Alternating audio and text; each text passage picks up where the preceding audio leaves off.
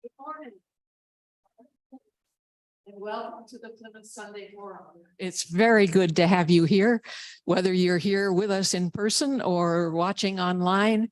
We're delighted that you're here. This morning, we have a special speaker, Kenda Zellner-Smith.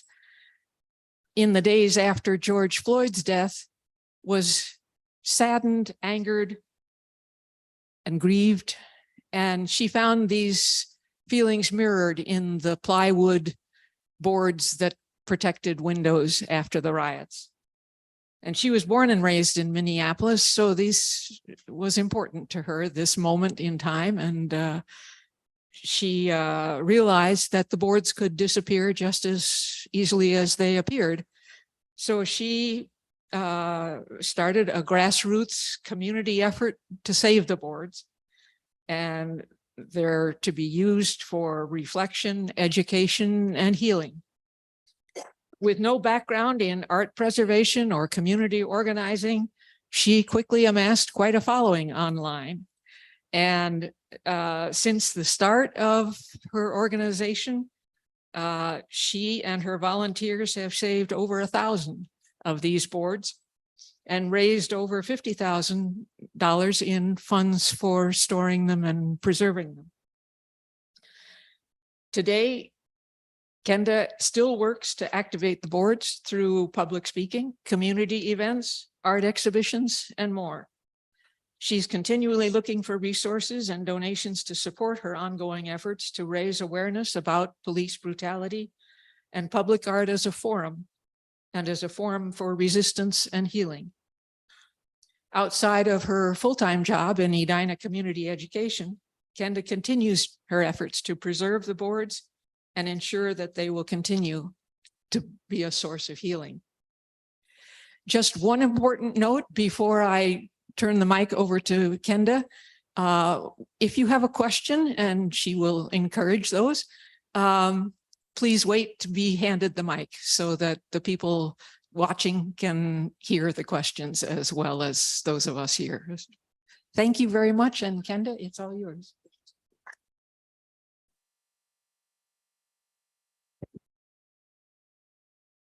Good morning. Can you hear me okay? I am so excited to be here. Thank you. Thank you for the introduction, Jackie. That was great. She said basically who I am, everything that I'm doing. I'm Kenda Zellner-Smith, and I founded Save the Boards after the murder of George Floyd in 2020. I will just let the video maybe start right now. And then after that, I'll do another little introduction about myself. I really like to do open format conversations. When I talk about the boards, sometimes I skip the explaining of what they are just because I've been doing this for so long. So at any point, if you're confused or you would like me to kind of re-explain something or break it down, please do stop me. And then, yeah, we can just go ahead with the first video.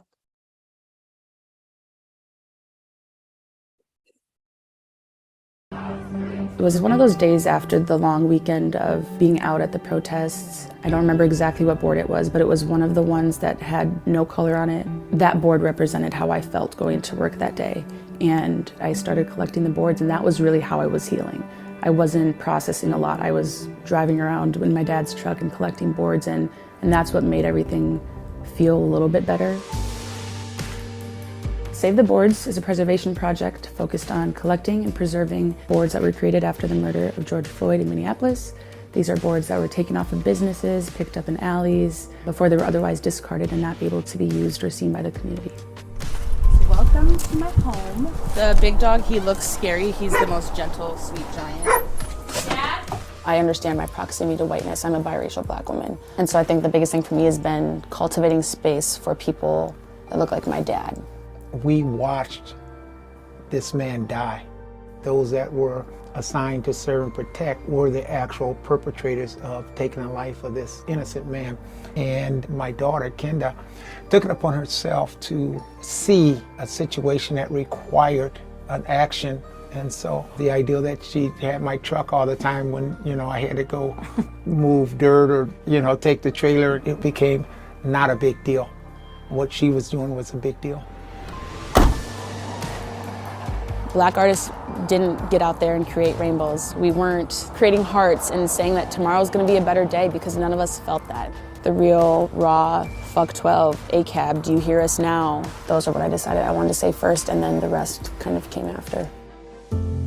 Most of the work that we've done, like the physical work at least, has been me and her. I think we, more than anything, wish some of the white people in our close circles would step up. We don't have that support, and I think that's for both of us. That has been really I think we've felt both very isolated. We shouldn't be here doing this, Black men should not be getting murdered by the hands of police officers. But since they are, I wouldn't want anybody else to be doing this with. When we talk about activating the boards, we're talking about what spaces can we get them into that allow, the community to come and observe them and see them for free.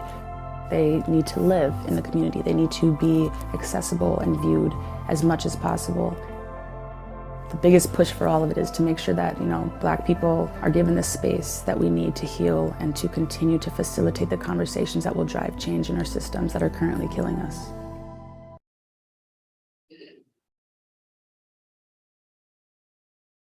Thank you, Alex.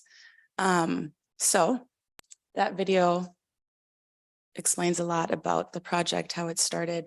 There was a company in LA that reached out to me to make that documentary. I still can't remember how they found me, but it was a beautiful video and I'm very grateful to have that. Back when this all started, I've lived in Minneapolis my whole life, born and raised, more on the southwest side of it, close to Southwest High School, if anybody's familiar. Graduated from Washburn High School in 2015, went on to the University of Milwaukee for a year, and then I transferred back to the University of Minnesota. And then I transferred again to Metropolitan State in St. Paul. And that was where I was in college for a while. I was catching up, trying to figure out what I was doing. So in 2020, I was just graduating college, interning at a nursing home, Walker Methodist Nursing Home. And so when this all happened, I was just figuring out life. I was living with roommates in Uptown. And even right now, I still sometimes struggle to try to go back to where my mind was at when George was murdered. And for me, this is something that is all too familiar. He's not the first Black person that's been murdered, and in such a public way. That video is online, 1 or 2 clicks, you can see that. For years, I've had to try to desensitize myself to the accessibility of Black murder and the hunger for it, to see it in order to believe it. And so I've never seen the video of George Floyd. I have made sure I have jumped through hoops, ran out of the room when the news just had it on there, not to look at that because that's my father. That, you know, that could be my reality. And so I've tried to not let myself see that in order to protect myself, but in order to humanize George and not let him just become another statistic, just another face on the screen. He was a father, he was a brother, he was a son, he was an uncle, he was a friend. And so when that happened and the protest started, I just checked out of my everyday life. I know I was going to work, but I don't know what I was saying. I don't know who I was talking to. The nursing home I worked in was, you know, I was working in HR. That was my degree. So that department was predominantly white. And it was really hard for me to feel comfortable talking to anybody. Everybody that I worked with came from, you know, they didn't live in the cities. So the conversations they were having at lunch about my home, you know, neighborhoods that I grew up in, right over on 38th, you know, I had a friend that lived there. So in high school, that was our kind of stomping grounds. Hearing these people talk about spaces that they had never encountered before in such a violent and dark way was very hurtful. And so the boards that spoke to me were the really raw boards that didn't have color on them. The boards that I knew people would consider graffiti, the boards that were going to be discarded. And one day on my way home from work, I saw some of those boards. They specifically said "fuck 12," and they were being taken down by 2 white men on Lindale.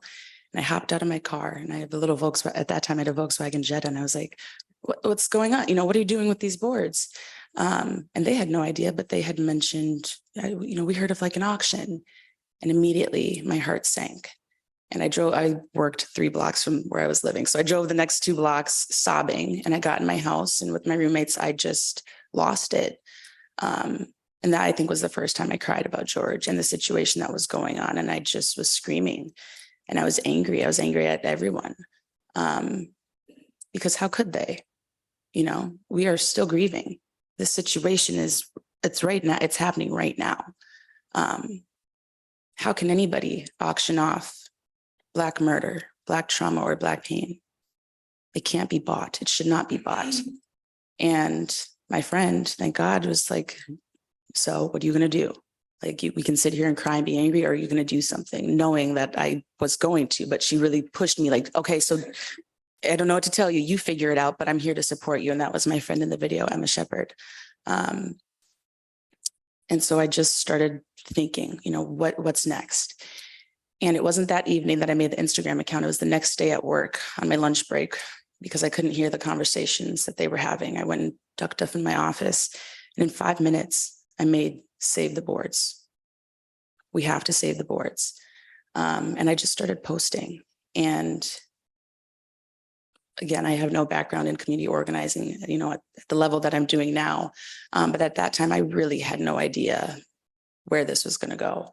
And I do think because of COVID and people feeling a need to be around people, but in a way that was safe and productive and helping one another and healing one another, I garnered this huge following fast. And luckily my dad has a construction company. And so after work, I would go take his truck, drop the Jetta off. And through Instagram, people would DM me and send me pictures. If I saw boards, sitting in the alley here, or I saw boards here and there. Quickly, there was somebody, I think they were in Chicago, that reached out and said, I can help you get a flyer created, a digital flyer. Send me, a blurb of, what you're doing. Let's figure out some different artwork that we could get on that flyer of boards that are currently up. I found that artist, someone I've followed for a couple of years. And these flyers were printed. They connected with somebody else in Minneapolis. I still don't even, there was so much going on at that time. I don't remember the names of people. I also had a chat started where people were just dropping in resources and helping where they could. But all of a sudden I went and picked up, 500 flyers that while I was at work, I put in my mailbox because I was living in Uptown, and I posted on Instagram, come pick up these flyers, drop them off at the businesses that you see boards that you want saved. And it was truly a community effort. People were coming, they'd sign how many flyers they took. And then I created a Google Doc that I shared where people would they would go log in, I reached out to this business. This is what they said. These are the boards they have. I still couldn't tell you how many people were touching that document and editing it and contributing to saving the boards, but a lot did. And the project just continued to grow. When it came to fundraising, a lot of that came just through Venmo. And that was also hard because you want to be very upfront about money that you're taking in from the community. And I had no idea how to do this. I also was not interested in becoming, and still not interested in becoming, a nonprofit, for the reason being that I'm not looking to make a career out of this situation. More so just wanted to highlight the importance of not forgetting it. And so a couple thousands of dollars came in that way. And then I realized this isn't gonna, this is a lot of money to be handling on my little phone. And so GoFundMe was started, and, the goal I think was 25,000 there, or it was 50,000. I think we got 25,000 through that. I got a couple grants through the African American Heritage Museum in North Minneapolis. Tina Burnside there in Coventry, they worked as fiscal sponsors for the project for about a year. The Vikings donated, I think, $10,000 at one point. So there was a lot of different areas that money was coming in. So that's where the money that was fundraised for the first year came from. And that has gone into storage in our 1-year anniversary event that we did at Phelps Park, where we created, and this was, we had a team of 60 at this time, volunteers that would come out every weekend and work on these big triangles, 20 feet by 18 by 20. I don't know the measurements. I left that up to other people. But the purpose of them was to slide the boards in so you could get the full effect of the murals without actually manipulating them themselves, because they are historical artifacts. But then you could see a full mural, you could see single ones. And so we had about 80 to 100 boards out at Phelps Field on the 1-year anniversary of George's murder. And that was a really, really special event. One that long-term I would love to be able to do again, but it took a lot of community effort. And that's something that's unfortunately kind of dwindled away over the years. And it's something that I anticipated from the beginning of the project, because unfortunately, George is not the first and he's not the last. And there's not been a lot of change. He was a moment, and he's a moment that I want to remind people not to forget the anger they felt, the pain, the self-reflection, the wondering, what can I do? Have I done enough?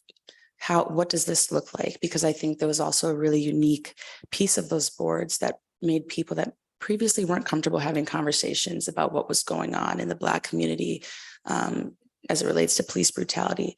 Now people couldn't ignore those feelings. When you're driving through the city, you're seeing it everywhere. You're being reminded.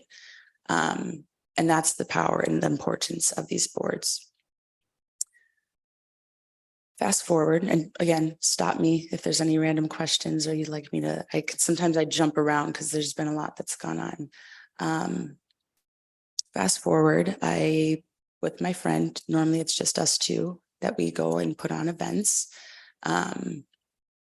We have over 800 in a storage unit. At one point we had thousand. That was when I was working with another organization. And there was a very bad public fallout as it came to decision-making over where to put boards. And so that partner used boards for an event that I didn't feel aligned with community. My biggest thing is not looking to make profit on this, have a career out of this, and hers was not that. And so we had a very public falling out, which was a huge lesson for me in community organizing because I didn't have any background. I had no idea what I was doing. And it took me a while after that to feel confident again, to continue to put myself out there. I've never stopped collecting or archiving the boards, but for a while it felt uncomfortable going in certain spaces because a lot of people were not happy with even the collection of boards. And I didn't realize that until after a year of collecting them, that, there were people in the community that felt very strongly about not collecting them, people that had been organizing long before myself and had that experience. Another unique thing about my project, though, is with the boards, I've never removed a board from a building. I've only ever collected boards that have already been discarded or were in alleys or laying on businesses. So when people talk about removing historical artifacts from their place of origin, Save the Boards has not done that. We've picked up artifacts that were going to be discarded. I still do events today. I have boards at the Bridge for Youth Center in Uptown right now. Trying to think of some other past events that I've done. Random Greenway Glow events where we bring out boards and we stage them. I had wished I could have had a board or two here. I just did not have the capacity to make that work. But the long-term goal is to make sure that they aren't forgotten. And I think the way to do that is, one, to create a digital archive of them, to push the accessibility. When boards were created in Minneapolis, boards were created all over the United States. There were people in different cities that reached out to me that were collecting George Floyd murals. My hope is that some of those boards are still in their storage, units, wherever that is. But I've gone back and forth with, how do I activate these boards? And when I say activate, it's using them for, self-reflection, bringing them out for healing, platforming the artists that created them. How do I do that without losing their integrity? And that's been something that it's an ongoing battle in my head on what does that look like? Right now, for me, that looks like creating a digital archive of them so people that aren't in Minneapolis still have access to the boards that were created here and can see them. That's a process. And so when you have over 800 boards in a storage unit and they're packed tight, I don't have the space to pull them out and do that at the moment. So that's the long-term goal. I feel like in a couple of years that will finally be done. And once that is, my biggest hope with the physical boards is to redistribute them back into the community spaces that they came from. So looking at local businesses, high schools, libraries, any of the businesses that previously had them up on the outside, looking at, figuring out different ways to have them inside and have them become a permanent part of that space, because that's important. That is also a long-term project that, we haven't quite gotten to that point yet where we're reaching out to businesses or doing that. Once the digital archive is done, that's the next step. But yeah, go ahead.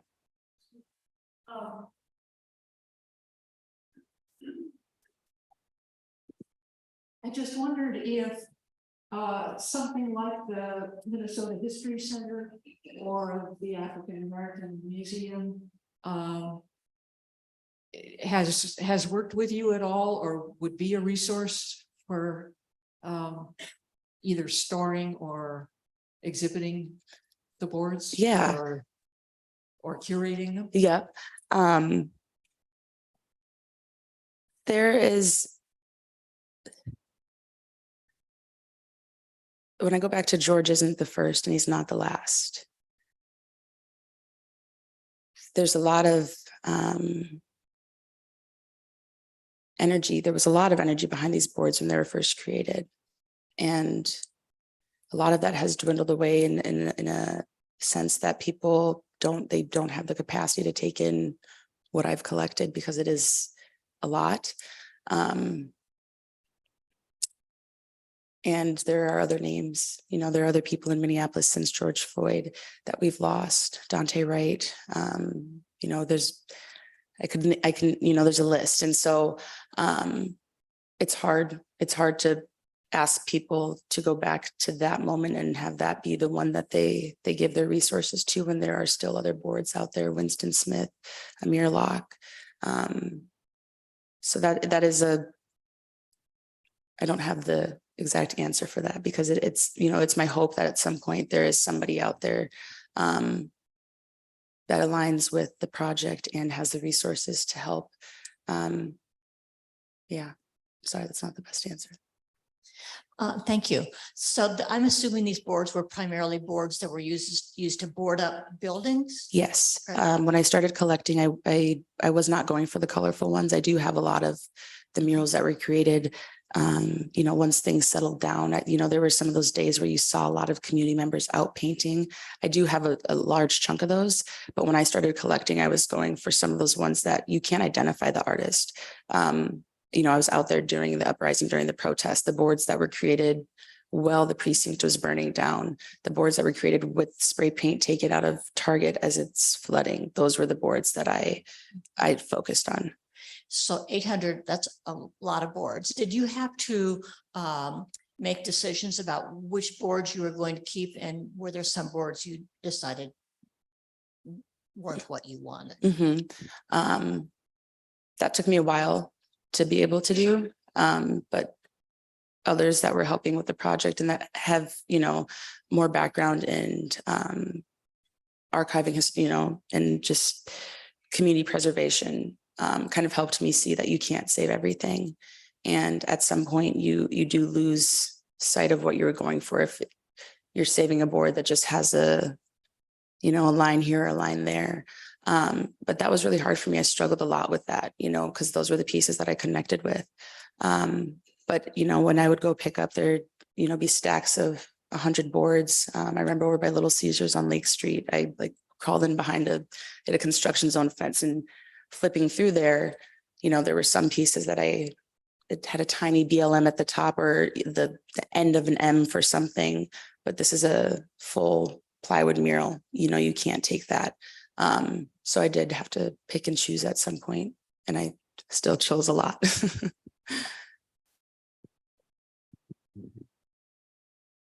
I have two questions. Some of the boards that I saw would say things like children live here and minority-owned businesses, and they tell their own story. Mhm. So are they in your collection or? Yes, those Okay. were not all of them. I do have some of those ones, some of the ones that say open now or, you know, pull around back. Yeah, those. I know, I feel like I visually can see the ones in my head right now that say children live here. Those ones were really important to me to get. And I would drive around the streets of Minneapolis day after day after day, waiting for certain boards like that to come down so I could go collect them. Okay. And are you familiar with the mural that is on display in Christo's Greek Restaurant on Nicollet Avenue?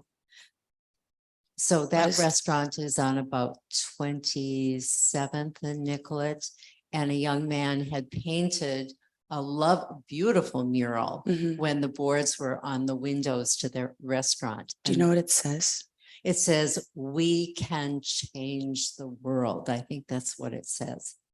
It's Yeah. inside, and they have it displayed on their walls as a way of preserving. I'm it. sure I do. There's also so many different boards that float in my head. Yeah, I'm sure I would yeah. recognize that So one. that's a nice way. Yeah, and that's, you know, that's the idea when you go into a space and you see them there, it is really, it's.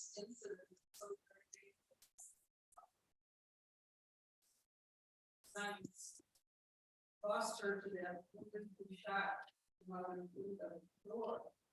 And it's just so painful to see the Attorney Crump have to come once again, you know, to help a family all over the US now. Mhm.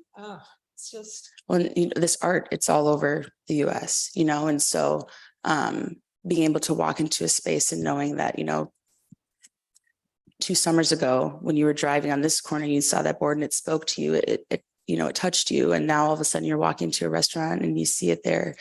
There's not a lot of words that can explain just, you know, that cycle of letting them continue to live.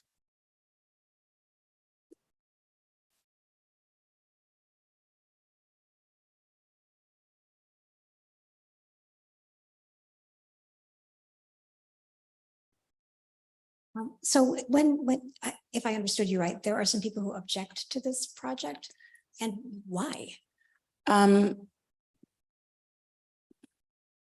So the collection of public street art, you know, the conversation on ownership, who owns them, stewardship, you know, I have so many, and I can't physically allow them to be in the space, you know, what I'm preaching, my project, you know, long-term, I want to activate them. I want people to see them.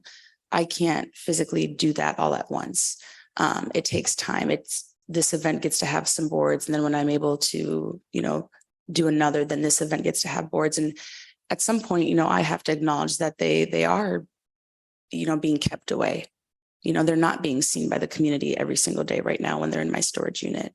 No matter what my long-term goals are, or, you know, my motivations for them. And so that's something that I think people have struggled with. And, you know, I wasn't the only group to collect boards. Other groups did as well. You know, the group that I had previously worked with at one point, you know, we gained a lot of trust in the community. And when plans didn't follow through that way, or people felt like they were misled, there was a lot of pushback on, you know, who are you to even start that project? Who are you to decide on what events they get to be activated at?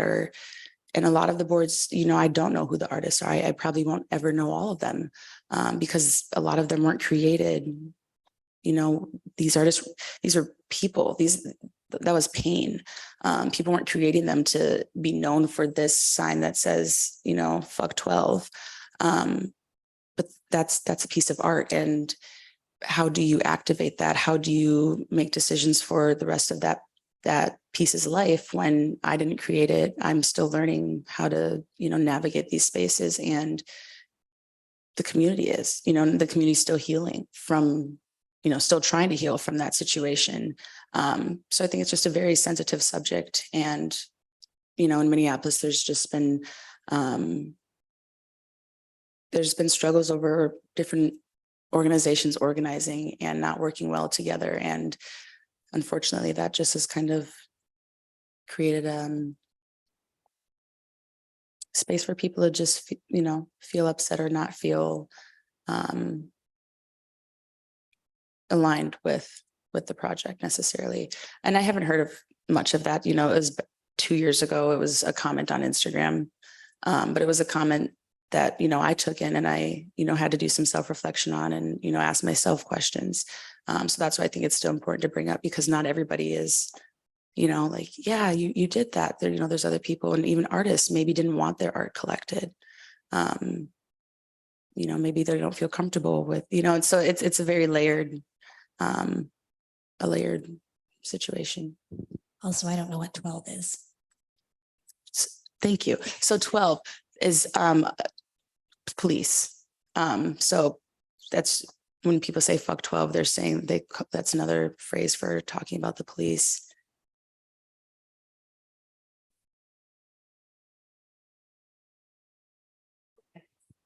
Think of them as the 5-0. So that is also 12 is that's a little bit of a newer. Of these 800, do you have a handful that are most meaningful to you? And if so, which ones are those?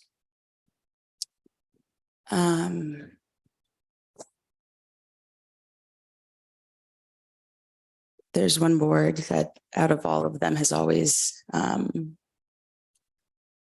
spoken to me, and it says, please don't hurt us. It has a great background, white writing. I got it on Lake Street, and it was near one of the buildings that also said, you know, please don't burn, kids live here. That's probably one of the ones that really, really speaks to me. And then there's another one that says defund slavery now. That was up on Hooks, Fish and Chips in Uptown. And don't let them change the narrative. That's probably my, and if we have time, I have a TED talk that I can play a snippet of, but that's one of the ones that I often refer to is don't let them change the narrative. And going back to that point of, oh, do you have a question? I may have missed this, but have any of the large museums approached you about getting a loan or anything like that? So at the beginning of the project, the first year, there were volunteers from some of those museums that, didn't come in the form of, working at the museum, the Minnesota Historical Society. We had people from their team come help out, but as, grassroots volunteers of the project. I pretty quickly, when I was, angry and posting, I made it very known that I didn't want museums to collect the boards, and that may have came off as I don't want your help or your advice. But at the same time, it's for me, it's a learning process. Historically, museums have highlighted certain stories while, silencing others. And they've taken, and picked apart pieces to tell a story that's not the true story. And when we talk about don't let them change the narrative, I stand firmly in, there's guidance there that would probably be helpful to me, but there's also just historically a distrust in those systems. So for me, it's trying to navigate how to pick and choose where to look for that bone. Yeah. Just going back to the board, don't let them change the narrative.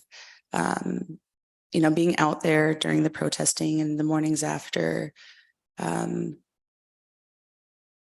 wish I would have written about it. I didn't write enough back at that time. But seeing the news talk about, my home, my city, this was national, this was the world, heard the cries of Minneapolis, saw the fire. But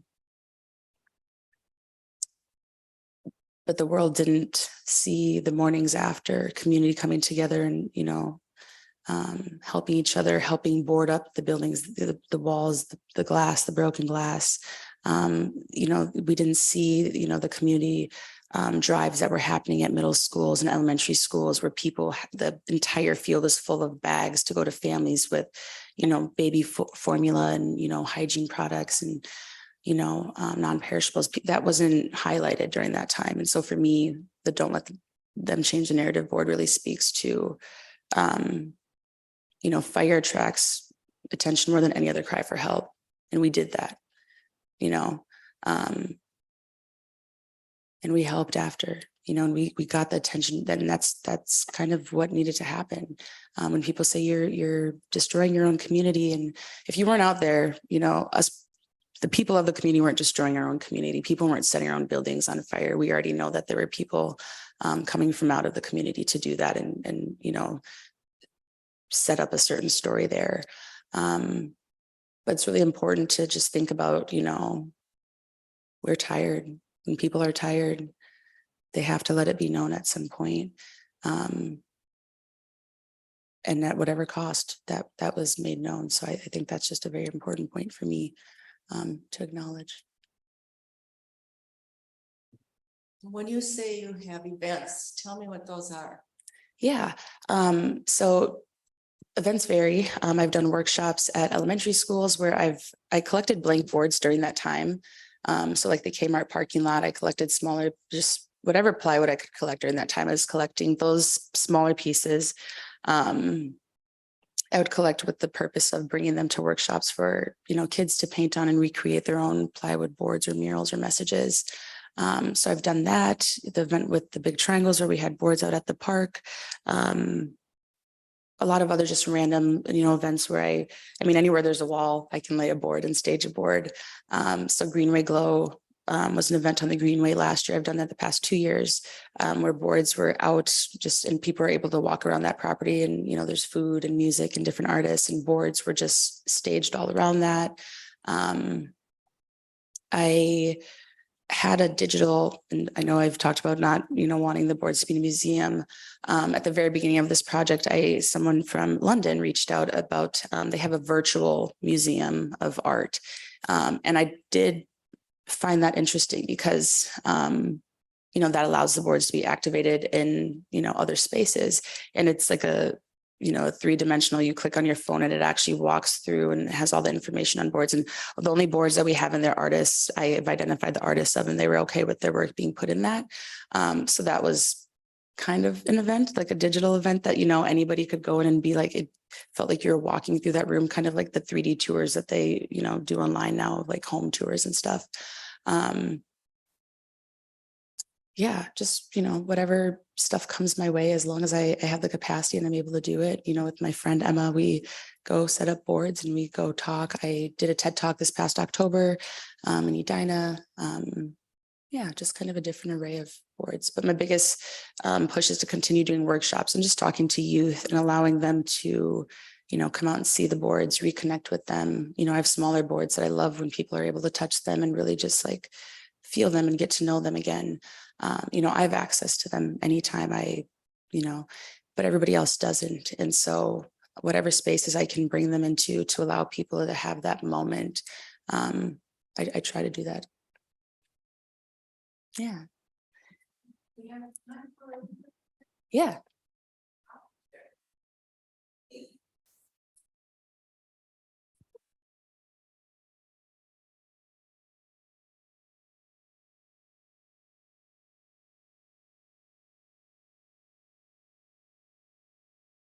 It's titled Picking Up the Pieces.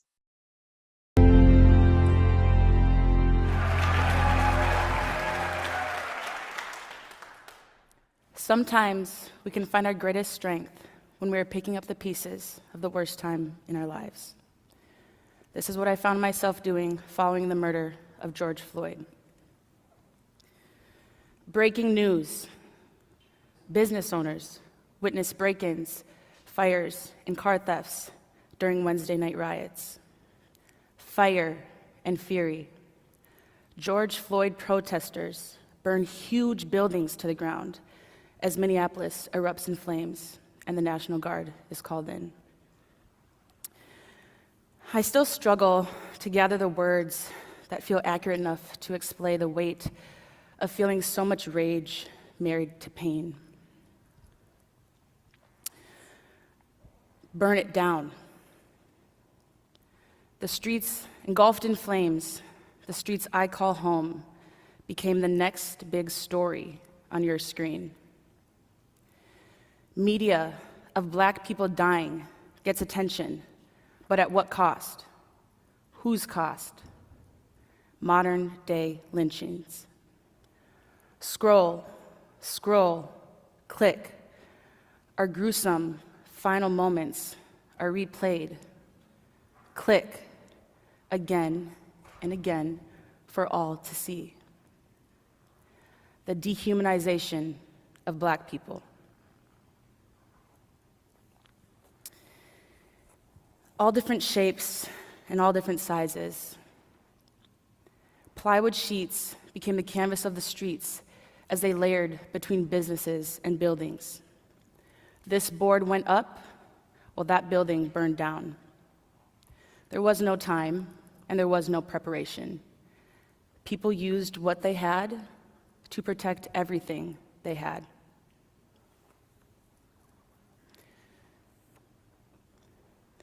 Fire attracts attention more than any other cry for help. I was out there night after night. I remember the speedway on Lake Street burning because I lived just a block away. I could see it from my bedroom window. And I remember being terrified. I mean, a gas station burning, right? Like a block away, blow up, right? Like that's not something that you just casually sit by and watch. But I did, because I knew help wouldn't come. And I wasn't surprised when it didn't come. I watched the police precinct burn from the parking lot of Arby's. Before that too was consumed by flames. And me with my roommates, I remember helping put out fires helping disrupt fires that reached the lengths of power lines of my neighbors' homes. But don't let them change the narrative. I was also out there the mornings after, neighbors supporting neighbors, and strangers protecting strangers, holding one another up. With grief and heavy fear and just these feelings of knowing, protesters stood strong in the face of evil. The resilience of community is undeniable. Crowdfunding, community organized supply drives, again, holding one another up, sweeping up the shattered glass the mornings after. But bad news gets views, right?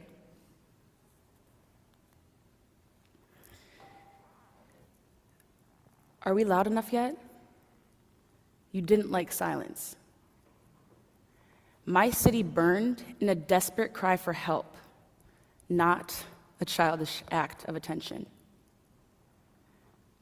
My city's history of structural racism got us here and got us where we were the days following May 25th of 2020. George's murder did not happen in a vacuum.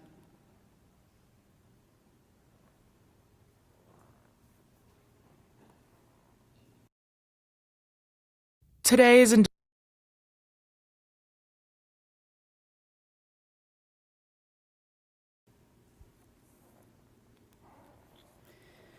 June 12th, 2020, on my way home from work, I remember seeing boards coming down from a building that they were on. It was on Lindale. How? How are they coming down already? What's going to happen to them? I got out, I parked, and I asked. And this encounter was brief because I stopped listening as soon as I heard the words auctioned off. I asked myself again, how? How could our pain be bought? How could my pain be sold? A few days later, on my work break, I ducked into an office and I created Save the Boards on Instagram. It's pretty straightforward, save the boards, not more than 5 minutes of thought into what that username went into. But within days, I was following up on leads, picking up boards, evening after evening, using my dad's pickup truck. I drive a Volkswagen Jetta, so I'd have to go home, switch out cars. There's no way a board could fit on that little car. And I started picking up whatever pieces I could find. I had no idea what I was doing. I had no idea what the long term would look like. But I knew in that moment there were pieces that I could pick up. Each and every one of you in this room fulfills a piece of a larger puzzle. I want you to think about picking up the pieces to a puzzle that you've never seen before. You have no idea what these pieces feel like, how big, how small, how smooth around the edges, or how jagged. You have no idea if this is one puzzle or a dozen mixed together. I can't really see you guys, but I'm gonna ask a question. Is there anybody out there that identifies with liking puzzles? You'd consider that something that's like a hobby? Okay, see some hands, great, good for you. Is there anybody that doesn't really identify with wanting to do puzzles in their leisure and fun time? Okay, so you're my people. I identify with that second group. A little secret that's not gonna be very little anymore is I hate puzzles. I get defeated really fast. Like these two pieces, they should have fit together and they didn't. Okay, I'm done. Like, throw it off the table. I'm not gonna finish it anymore. And I don't like sitting still for long. I really don't like sitting still for long. If I knew about Upwork.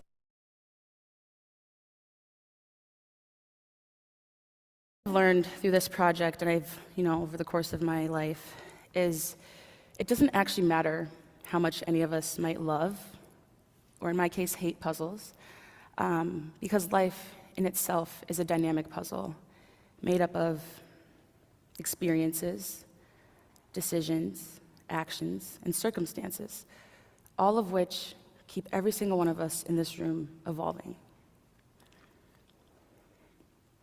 Through these transitions, I believe each of you have the power to change the world. And it is my biggest hope that after today, and after hearing all the amazing speakers, you do. If you're wondering, where do I even start? Or I'm just one person. My advice to you is to just start by picking up the pieces. They are all around you. And that's what I did when I started collecting the boards. Save the Boards, the preservation effort, this project is the definition.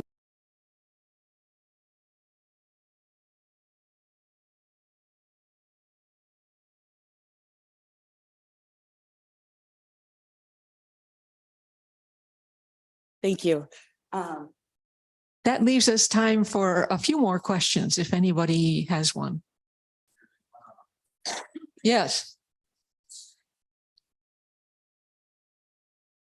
Thank you for this beautiful project. Could you relate one or two experiences that stand out in your mind of meeting, interacting with a board artist?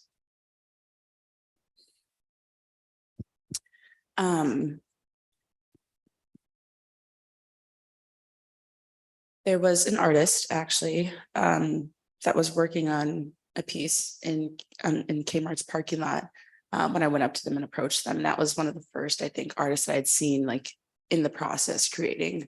I did not end up getting that board or that mural. Kmart murals were extremely hard to try to get. You know, the second they came down, they were gone and they disappeared.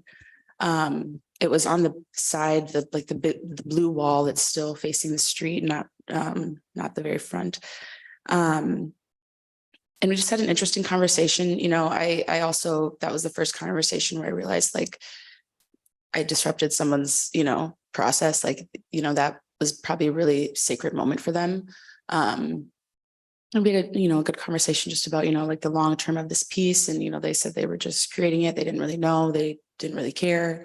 But it wasn't in their control. And when that board came down, you know, so looking back that, you know, it's interesting that I was willing to just go talk to anybody. You know, I've definitely over the past year or so feel like I've, you know, gotten a little bit more shy or introverted in that sense. But that was an interesting conversation. And then there's other artists that at the 1-year event, because of the money that we were able to fundraise, we were able to pay Black artists to create new boards at that 1-year event.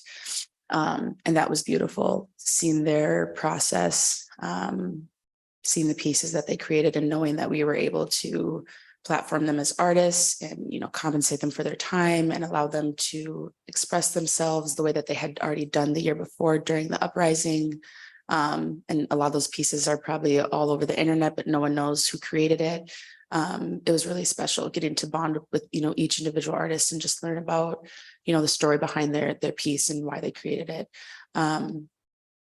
But yeah, you know, there's still a lot of artists out there that I haven't gotten to necessarily connect with. And so that's something that I still hope to continue to do in the future.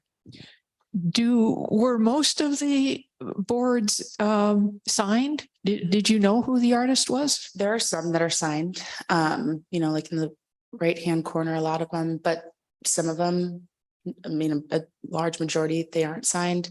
And even some of the ones that are, it's, you know, it's a signature that is made in spray paint, or, you know, there's other stuff that, have, you know, a piece is chipped away on it, on the front of it, or so it's not still very easy to identify exactly who created those unless it's, you know, an artist I already know, or it's very obvious.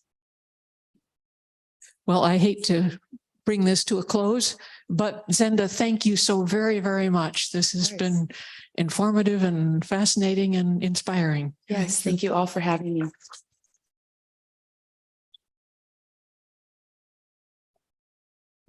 And thank you for the cough drop.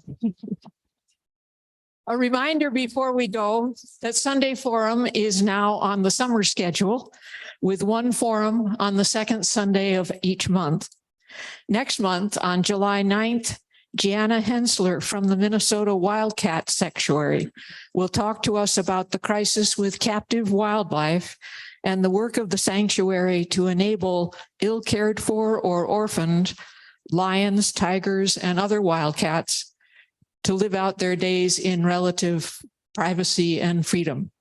So please join us for this fascinating presentation. And thank you all for coming again, and send a thank you. Yes.